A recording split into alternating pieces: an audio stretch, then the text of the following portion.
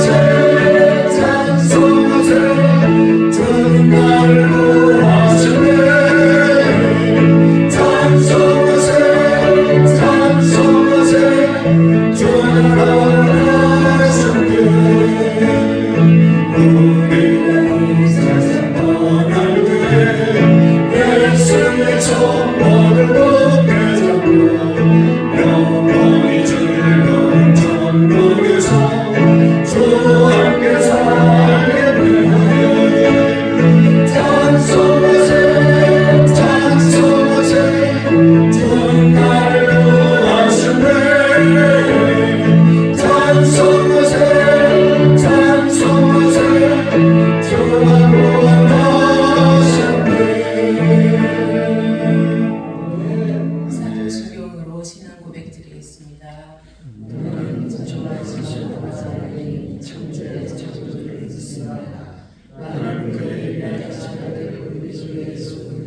믿습니다.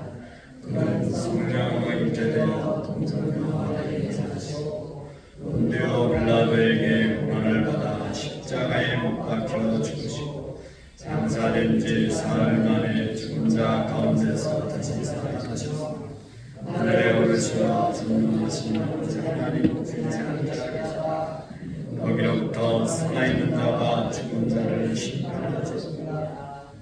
성령을 믿어 거룩한 공교회와 성도의 교제와 제주의 성도들과 몸의 부활과 영생을 믿습니다.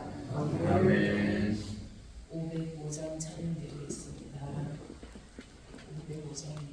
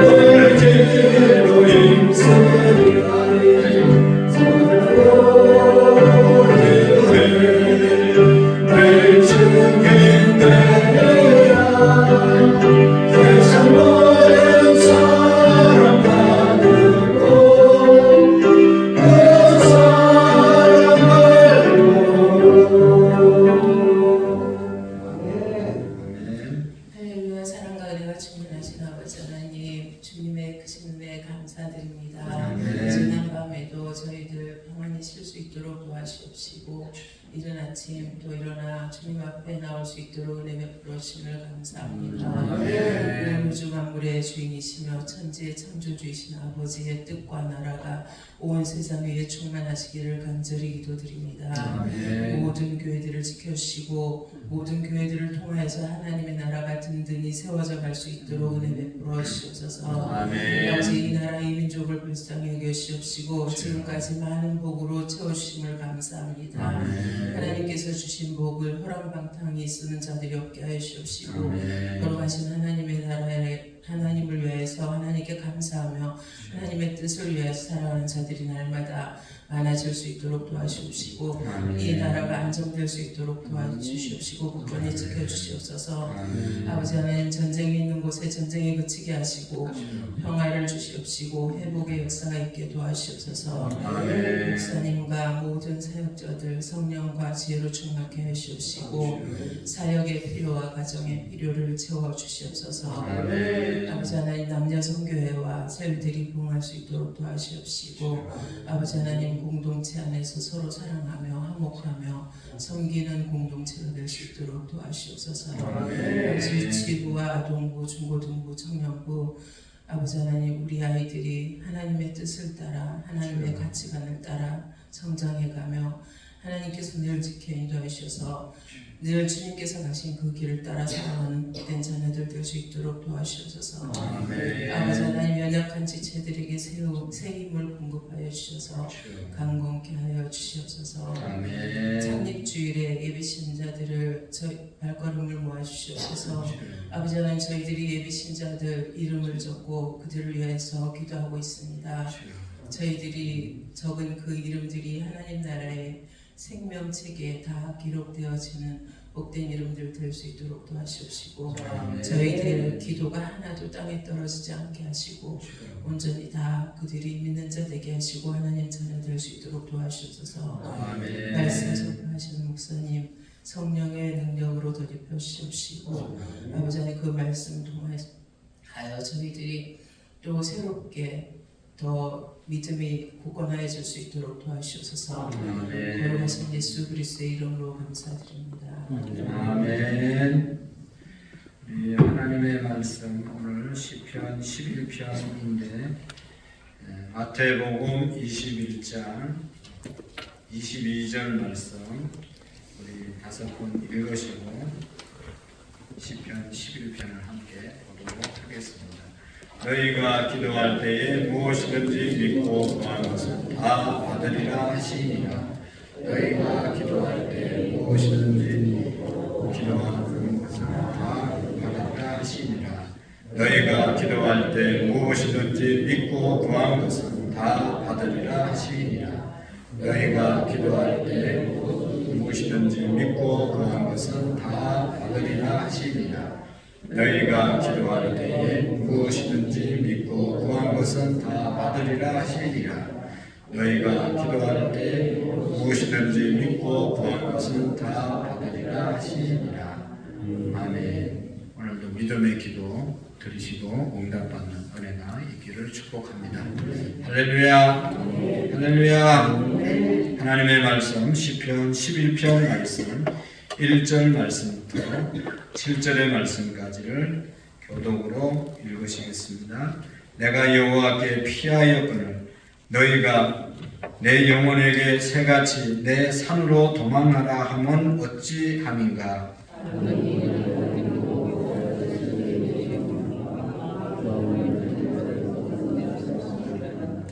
터가 무너지면 의인이 무엇을 하랴.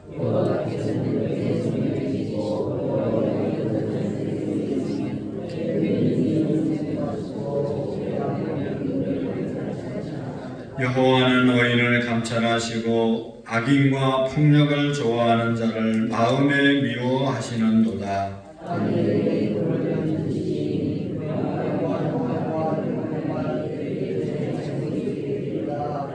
같이 읽습니다. 여호와는 의로우사 의로운 자 좋아하시나니 정직한 자는 그의 얼굴을 배워하리라. 아멘. 할렐루야. 오늘 시편 11편도 역시 다윗이 어떤 큰 어려움 중에 드리는 그런 기도같이 보이는 그런 시입니다. 매우 공공한 형편에서 지었던 그런 시입니다. 그것이 자기 아들 압살롬에게 이제 쿠데타가 일어나서 도망가는 그런 일인지 그때였는지 아니면 사울 왕이 자기를 죽이려고 쫓아다닐 때 지었던 시인지는 정확하게는 알 수 없지만 아주 어려운 상황 가운데 있을 때 지었던 그런 시라고 볼 수가 있습니다. 오늘 우리도 신앙생활 하다 보면 궁지에 몰리고 다윗처럼 정말로 어려운 그런 일들을 당할 때가 있습니다. 정말로 어느 곳에서도 피하기가 힘든 그런 위기가 올 때 그때 그분의 믿음을 우리가 알 수가 있습니다. 평상시에는 좋을 때는 그 사람의 믿음을 잘 모르지만 정말로 다윗이 사울 왕의 쫓김을 받아서 피해서 도망다닐 때 힘들고 어려울 때 취했던 그 태도처럼 우리가 어려워지면 어떤 태도를 취하느냐에 따라서 어떤 삶을 사느냐에 따라서 그 사람 믿음을 우리가 판단할 수가 있습니다. 평상시에는 다 기도할 수 있고 평상시에는 뭐 좋을 때는 교회 봉사할 수 있지만 어려움이 왔을 때 정작 정말로 피할 길이 없을 때 그때 어떤 형편을 어떤 태도를 취하느냐에 따라서 우리의 믿음이 입증되어지는 것을 볼 수가 있죠. 좋을 때는 다 좋아요. 좋을 때는 다 충성할 수 있어요. 그러나 시험 당할 때 어려울 때 정말로 그 사람이 어떤 태도를 취하느냐에 따라서 그분의 믿음을 우리가 볼 수가 있는 것입니다. 그래서 오늘 2절의 말씀에 보면 다윗이 처한 상황이 이런 것입니다. 2절 말씀을 한번 보실까요? 악인이 활을 당기고 활을 시위에 먹이며 마음이 바른 자를 어두운 데서 쏘려 하는도다 라고 말씀하고 있습니다. 다윗이 처한 상황이 바로 지금 악인들이 활을 당겨서 자기를 이제 쏘고 있는 활을 당겨져 있는 그런 상태입니다. 그 공격의 대상은 누구를 위해서 활을 쐈는가 하면 여기 정직한 자, 마음이 바른 자를 어두운 데서 쏘려 하는도다 라고 말씀하고 있습니다. 여러분 바른 자, 여기 마음이 바른 자를 누구를 가리키는 거겠습니까? 오늘 우리 성도들을 가르치는 거죠. 성도들을 향해서 악인들이 활을 당기고 있는 그런 상황인 것이죠. 이때 다윗은 어떻게 했는가 하는 것을 우리에게 보여주고 있습니다. 의인이고 기도하는 사람이고 교회 또 하나님 잘 섬기는 그런 사람인데 악인이 밤에 보이지 않는 그때 그냥 아무런 무장 해제하고 있을 때 그때 활을 쏘아서 힘들게 한다는 것이죠.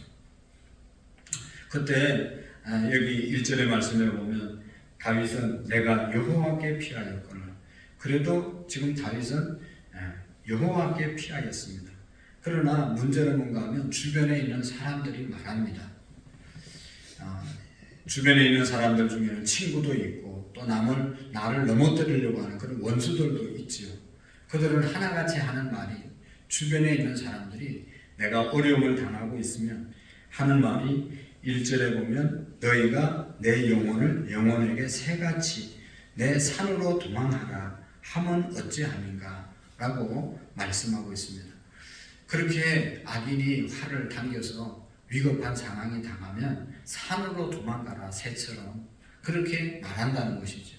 다윗은 어떻게 했다고요? 하나님께 피했는데 하나님께 피해봐야 소용없다. 산으로 도망가라.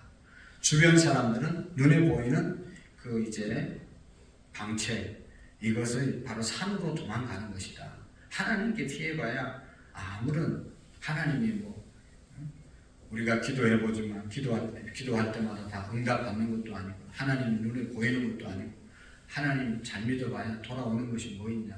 차라리 산으로 도망가라. 눈에 보이는 그 어떤 것에 의지하고 그것에 피하라 라고 말씀을 하고 있는 것을 볼 수가 있습니다. 다윗은 이 말이 친구들의 말이 주변 사람들의 말이 옳지 않다는 것을 분명히 알고 있었습니다. 분별할 수 있었습니다. 여러분 사람이 다급해지거나 내가 어려움을 당하면 문제가 뭔가 하면 판단력이 흐려지는 거잖아요. 내가 정말로 어렵고 힘들면 이게 어떻게 해야 되는지 이 위급한 상황에서 이것을 해결하기 위해서 어떻게 해야 되는지 라고 하는 그런 결정을 하기가 쉽지 않습니다. 그때 누가 이 문제를 해결해 주거나 결정을 지어줬으면 좋겠다 하는 그런 생각을 할 때가 있습니다. 그러나 다윗은 자기의 위급한 문제를 잘 분별하고 행동함으로써 그 어려움 중에서 자기의 믿음을 증명하는 것을 볼 수가 있습니다. 여러분 다윗은 사람들에게 나가서 이렇게 고백을 합니다. 그런 위기 상황 가운데서 터가 무너지면 사람들이 다윗에게 말합니다. 터가 무너지면 의인이 무엇을 하랴 3절에 보면 터가 무너지면 사람이 무엇을 하랴 그러면서 계속 다윗에게 말하죠. 무슨 말인가 하면 다윗에게 그러다가 당신이 사울에게 잡혀 죽으면 당신의 의가 당신이 지키고 있는 그 터가 무너지면 그게 무슨 의미가 있겠습니까? 라고 하는 그런 말씀이죠. 당신이 그렇게 믿음 지키다가 하나님께 피해 있다가 죽으면 무슨 소용이 있습니까? 라고 하는 그런 말씀인 것이죠. 또는 그러다가 당신이 압살롬에게 잡혀서 죽는다면 하나님의 주권을 운운하는 그것이 무슨 소용이 있습니까? 하나님이 다 주관하신다고 말해놓고 정작 죽으면 끝나는 것 아닙니까? 당신의 믿음이 증명될 수가 없지 않습니까? 라고 하는 아주 힘든 그런 상황을 말씀하고 있는 것이죠. 여러분, 터가 무너지면이라는 말은 정말로 결정적인 무서운 말입니다. 내 안에 숨겨진 두려움을 자극하는 말인 것이죠. 나의 인생의 터가 무너지면 어떡하나. 다윗은 자기를 쫓는 사울을 2차례나 죽일 수 있는 그런 기회가 있었지만 살려주었잖아요. 다윗은 부하들이 자기에게 이렇게 말하는 것처럼 느껴졌을지도 모릅니다. 당신이 그렇게 주의 종을 죽일 수 있는 기회를 주의 종은 건드리면 안 된다는 말을 순종해서 죽이지 않고 있다가 정작 사울이 당신을 죽이면 어떡하겠습니까? 그러면 당신이 하나님의 말씀을 지켰다고 했던 것이 그게 뭐 무슨 의미가 있습니까? 사람들이 볼 때 그게 뭐 잘한 일이라고 말할 수 있겠습니까? 무슨 소용이 있겠습니까? 라고 말씀하고 있는 것이죠.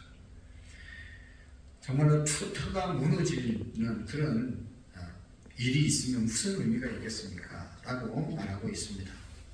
여러분, 성경에 보면 제사장 아히멜렉이 다윗이 쫓겨다닐 때 다윗에게 음식과 칼을 주었습니다. 그것을 안 사울왕은 다윗에게 그것을 제공했다고 해서 아히멜렉과 제사장 85명을 학살한 적이 있습니다. 그리고 그 성읍의 남녀 아이들 젖먹이들을 그리고 소와 나귀 양까지 몰살한 적이 사무엘상 22장에 보면 나와 있습니다. 오직 한 사람 아히멜렉의 아들 아비아달만 다윗에게 도망가서 살아남았다고 그 사실을 이야기해 줍니다. 이때 다윗이 어떤 마음을 가졌을까, 어떤 느낌이었을까 하는 것을 우리가 생각해 볼 수가 있습니다. 이렇게 하다 정말로 나뿐만 아니라 모든 사람들이 다 몰살당하는 것이 아닐까, 내 터가 완전히 무너지는 것은 아닐까라는 생각을 하지 않았겠습니까? 그러다가 다 끝나버리면 어쩌려고 그럽니까? 라고 하는 그런 주변 사람들의 말인 것이죠.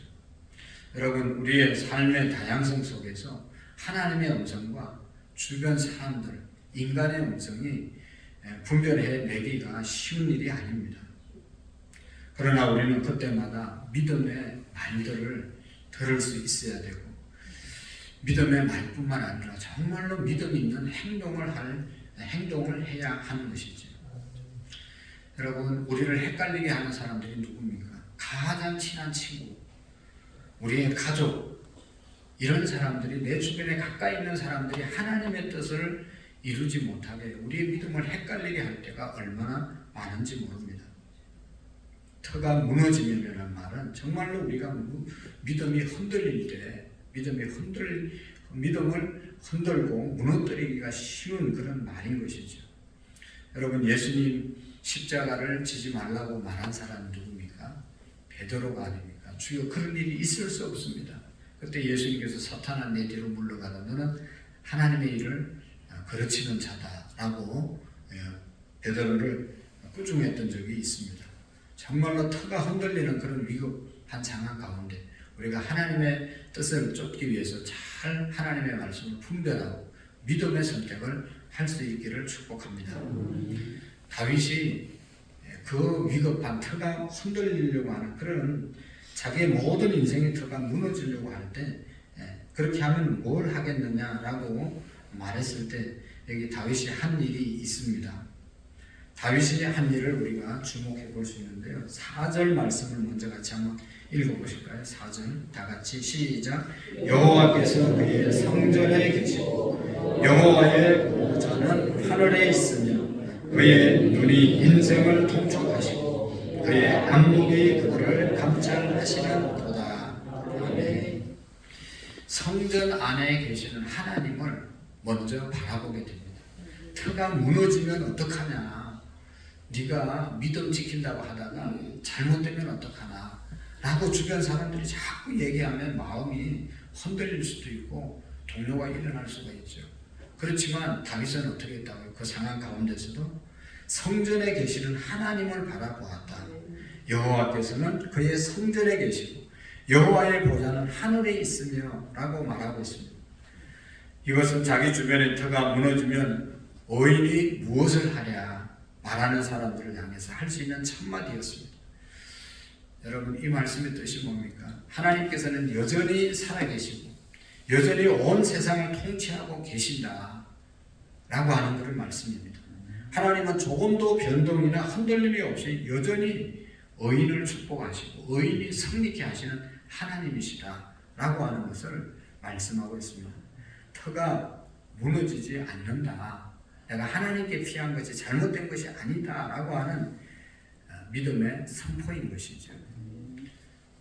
터가 무너지지 않는다는 말은 내가 비록 사울왕에게 잡혀서 죽는다 할지라도 모든 제사장들이 다 죽는다 할지라도 하나님께서는 여전히 살아계시고 하나님은 여전히 당신의 뜻을 이루시는 분이시다 라고 하는 믿음의 주장을 하고 있는 것입니다.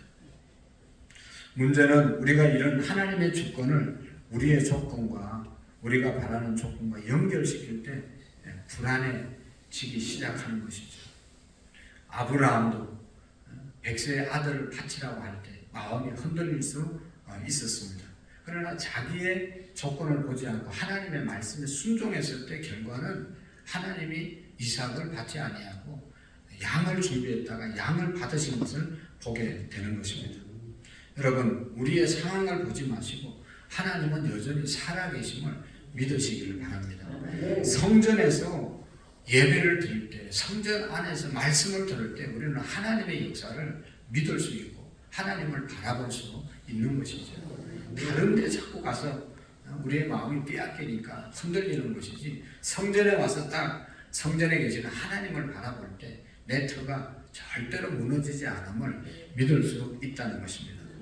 그리고 더 나가서 보면 둘째로 자기 인생의 터가 무너지면 어떡하나 사람들이 걱정하고 불신하게 말을 할 때도 다윗은 이런 믿음이 있습니다. 인생을 감찰하시는 하나님을 바라보게 되는 것을 볼 수가 있습니다. 4절 이제 하반절에 보면 다윗은 인생을 감찰하시는 하나님을 바라보았습니다. 그의 눈이 인생을 통촉하시고 그의 안목이 그들을 감찰하시는 도다 라고 말씀하고 있습니다. 하나님은 의인의 터가 무너지는 것을 결코 그냥 놔두시는 분이 아니다. 하나님이 바라보고 계신다. 안목이라는 단어는 직역하면 눈꺼풀이라는 말이죠. 우리가 무엇을 자세히 보려고 하면 눈꺼풀을 집중해서 힘을 줘서 바라보지 않습니까? 하나님께서도 사람들을 그냥 바라보지 않고 이렇게 뚜렷하게 바라본다는 것이죠. 눈꺼풀을 가늘게 하시고 보신다는 그런 표현입니다. 이것은 다윗이 신자들에게 큰 이제 위로가 되는 그런 표현이죠. 하나님은 우리의 모든 일투족을 자세히 정확하게 세세히 보시고 알고 계신다는 말씀인 것입니다. 자기의 백성들을 의인들의 삶을 하나님은 바라보고 계신다, 통찰하고 계신다 라고 하는 말씀입니다. 요한계시록에 있는 말씀처럼 일곱 교회에 주시는 말씀, 하나님은 다 알고 계신다 하는 그런 사실입니다. 여러분, 하나님께서 다 아신다 라고 하는 이것 때문에 우리가 위로받고 믿음의 삶을 살아가고 있는 것 아니겠습니까?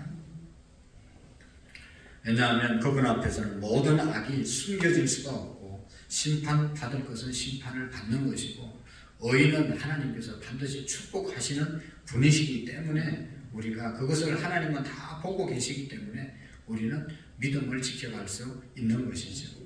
여러분, 우리가 하나님은 우리의 모든 것을 통찰하시고 보고 계신다는 것을 믿으시기를 바랍니다. 여러분, 하나님이 아시고 하나님이 보신다는 말에 위로가 되십니까? 두려움이 있는 분은 안 계십니까? 하나님은 어제도 우리가 어떤 삶을 또 어떤 말을 어떤 일을 했는지 다 아시고 감찰하시는 분이십니다. 좋은 일 했으면 하나님께서는 아무도 안 알아줘도 하나님은 알고 계시는 것이고, 또 하나님이 기뻐하지 않는 어떤 일을 했으면 하나님은 다 알고 계시고 언젠가는 그것도 하나님이 심판하실 것입니다. 하나님은 다 아신다 하는 것 때문에 다윗은 자기의 터가 무너지면 어떡하나, 의인의 터가 무너지면 어떡하나 걱정하는 사람들에게 걱정이 그 얘기가 전혀 동요가 되지 않는다는 것입니다. 그 다음에 여기 보면 다윗은 의인을 시험하시는 하나님을 바라보았습니다. 하나님은 의인들을 시험하시지 절대로 잘못되게 하시는 분이 아니시다. 여호와는 의인을 감찰하시고, 여기 감찰하시는 말이 바로 이 시험한다는 의미로 많이 쓰입니다. 사전에 감찰한다는 말은 그냥 안다는 얘기고, 여기에 두 번째 감찰하신다는 말은 이제 이 시험한다는 그런 말로 이제 해석을 할 수 있는 것입니다. 하나님은 모든 인생을 감찰하십니다. 모든 사람을 하나님은 다 달아보신다는 말씀입니다. 의인을 감찰하시고 하나님은 달아보신다. 하나님은 그들의 믿음을 단련하시고 연단시켜서 정금같이 만드시는 분이 하나님이시라는 것이죠. 그래서 하나님은 지금 이 다윗은 지금 하나님께서 자기를 감찰하신다, 자기를 지금 시험하고 계신다, 연단하고 계신다라고 하시는 말씀입니다. 왜 연단하죠? 더 좋은 것으로 사용하기 위해서 하나님은 연단하신다는 것이죠. 연단되지 않은 것을 사용할 수가 없잖아요. 강한 열에 연단된 것이 좋은 곳에 사용되어지는 것 아니겠습니까?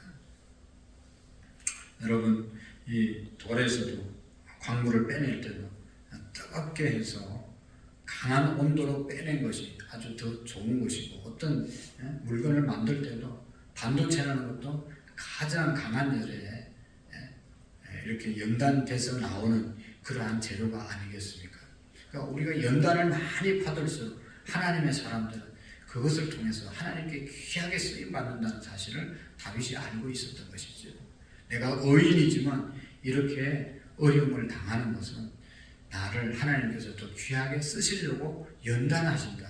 이 믿음으로 다윗은 이 사건을 바라보았던 것이죠. 그래서 그 어려움을 잘 견디고 있을 수 있는 것이죠.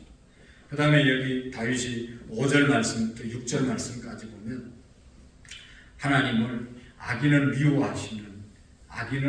미워하시는 하나님이라는 사실을 그가 바라보고 있는 것을 볼 수가 있습니다.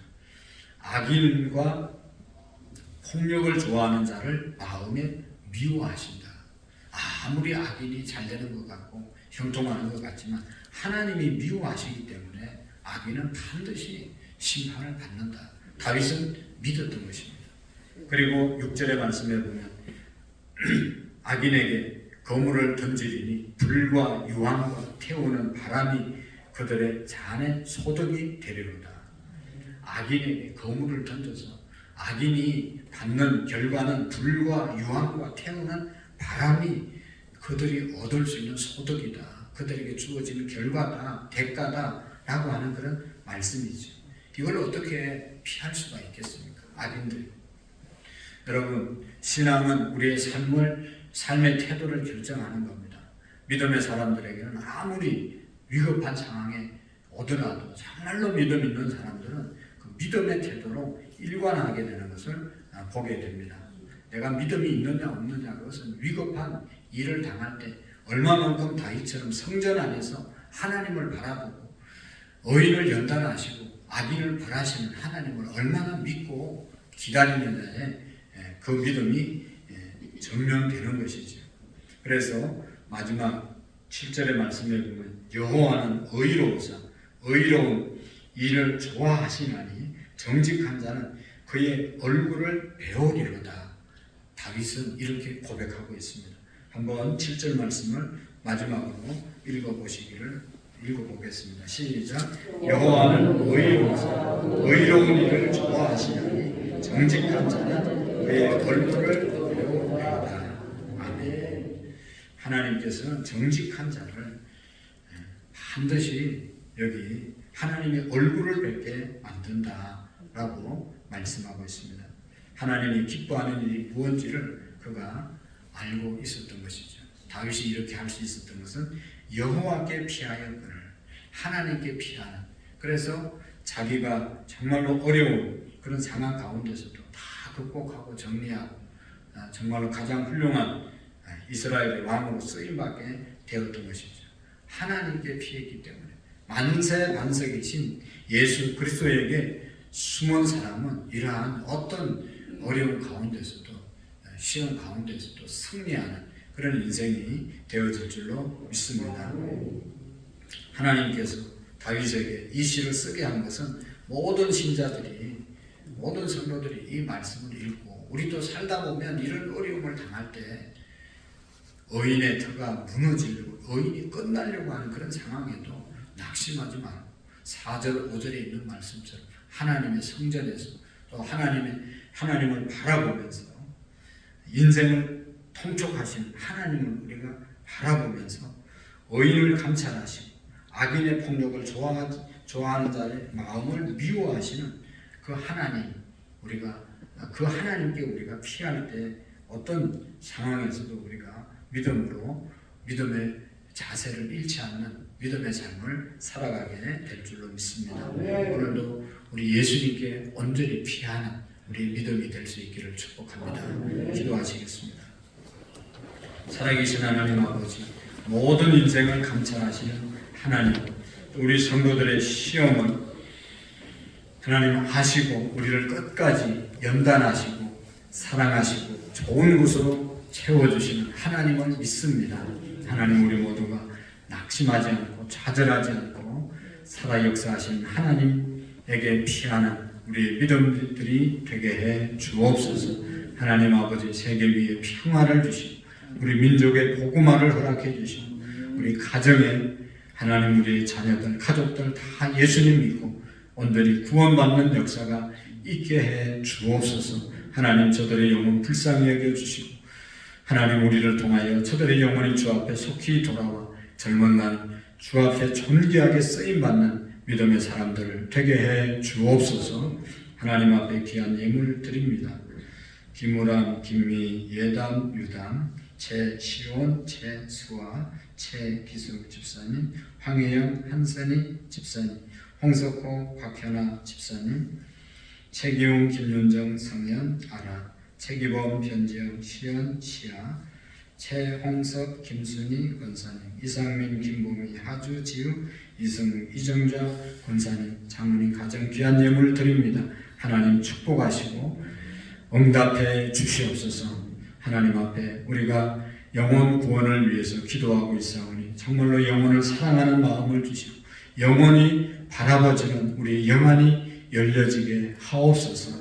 오늘도 하나님 또 수요 예배 위에 하나님의 임재가 가득하고 모든 성도들이 하나님 앞에 예배하며 주의 음성 듣고 승리하는 우리의 믿음들이 되게 해 주옵소서. 예수님 이름으로 기도하옵나이다. 아멘.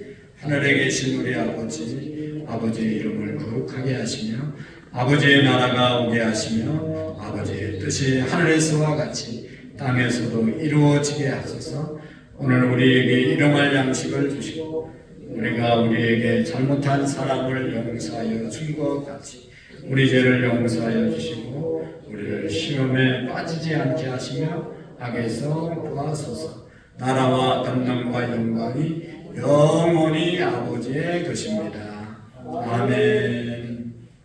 우리 민족을 위해서, 복음화를 위해서, 가정 복음화를 위해서, 가족 구원을 위해서, 우리 예비신자들의 영혼을 위해서 셀리더들, 남전도, 여전도, 회장님들, 항전직들, 교사, 찬양단, 찬양대, 새벽 차량 봉사하는 장로님들, 우리 교사들을 위해서 또 우리 교육자들을 위해서 주님 한번 외치고 또 한우들 위해서 함께 기도하시겠습니다. 주여